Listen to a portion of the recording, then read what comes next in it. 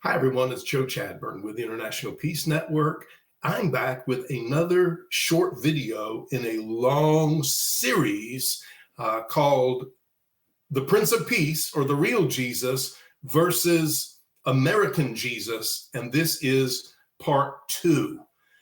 Unfortunately, much of the modern Christian thinking is based in a faulty theological system of Darbyism, escapism, futurism, dispensationalism, Schofieldianism, just a lot of apocalyptic end times nonsense. And because of this, many Christians do not believe really in their hearts that they can be peacemakers. But Jesus said, "Blessed are the peacemakers." Now, if he said that, why are there so many Christian warmongers? Why are there the Mike Pompeos and the Nikki Haley's, these who profess to know Jesus, yet are all about imperialism and war and militarism and nationalism and bullying, and like it's all some big game of real estate, monopoly, or risk? This is not a board game. This is all about humanity, and Jesus is the Prince of Peace. And he said, "Blessed are the peacemakers." If anyone should be peaceful, it is Christians. But because they have misunderstood much of the Bible, especially the Olivet Discourse, the book of Revelation, and there are many other passages throughout the New Testament, and even some you'll find in the Old, but because they don't understand fulfilled prophecy, that things have already come to pass, what they do is project things that have already been fulfilled on the present and on the future. And my friends, it has not made the world a better place, and it never will make the world a better place. So I'm here to bring clarity and beauty, and hopefully shine a light on this subject and give people freedom to hope, for a much better, beautiful world. They can get on this peace train, this love train, and they can really walk with the Prince of Peace. He is our peace. That's what the New Testament tells us in Ephesians. Jesus is our peace. Peace is a person. And if we are claiming to be, to be his followers and those who love him, we need to learn more about this peace. I'm going to get more into that in the videos to come. But Matthew 24, verse 6 is a verse that trips so many people up. The Bible says, "And ye shall hear of wars and rumors of wars. See that you are not troubled, for all these things must come to pass, but the end is not yet." Okay, he said, you will hear of wars and rumors of wars. Who's he talking to? Jesus is talking to his original audience in the first century, sometime between AD 30 and AD 33. Jesus is talking to them closer to the latter portion. He's talking to them about these things. And he says, you will hear, you guys, my audience, you right here, those in front of me, you're going to hear of wars and rumors of wars, but see that you are not troubled.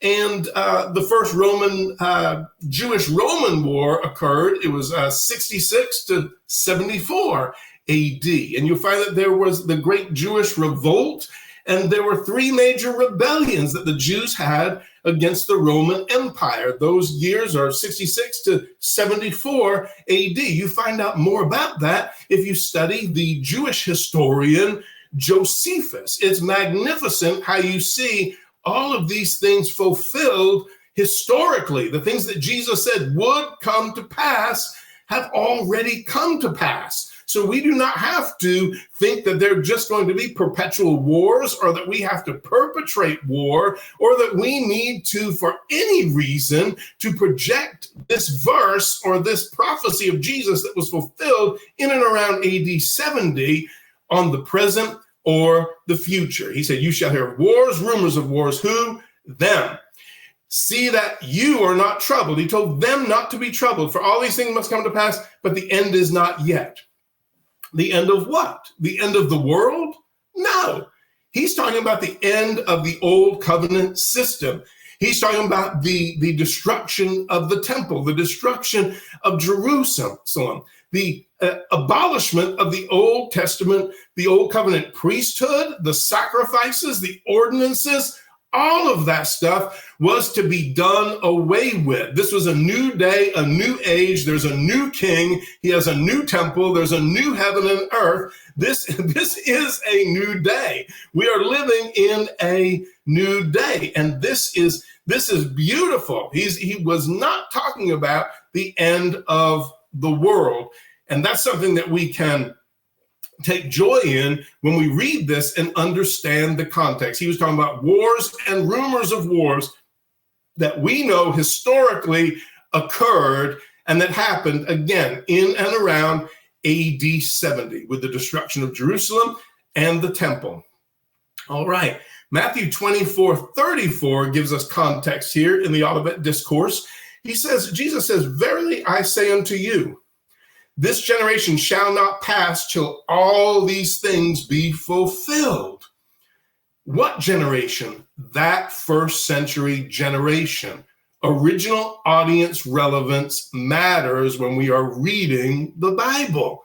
He's talking about them and what was going to happen in that generation, not 2,000 years later. He was talking to his first century audience. That generation would not pass till all those things were fulfilled, and they were, again, in and around AD 70. He said, "Heaven and earth shall pass away, but my words shall not pass away." Every first century Jew understood that heaven and earth was a microcosm of what God desired to happen in the whole earth, but they believed it was the temple where God and man met. The most holy place is heaven, the holy place, earth. And when you look in Revelation, where it talks about the sea, heaven, earth, and sea, they're destroyed, okay? When we're talking about that, the sea was the laver where the priest cleansed themselves, all right, for the daily service that they did in the temple. So this is something that is extremely important for us to understand. Jesus was talking to that generation. All those things were fulfilled in that generation. We do not have to be warmongers. We shouldn't be warmongers. We should be the antithesis of warmongers, and that is peacemakers. So this is a beautiful and powerful thing. Blessed are the peacemakers, my friend.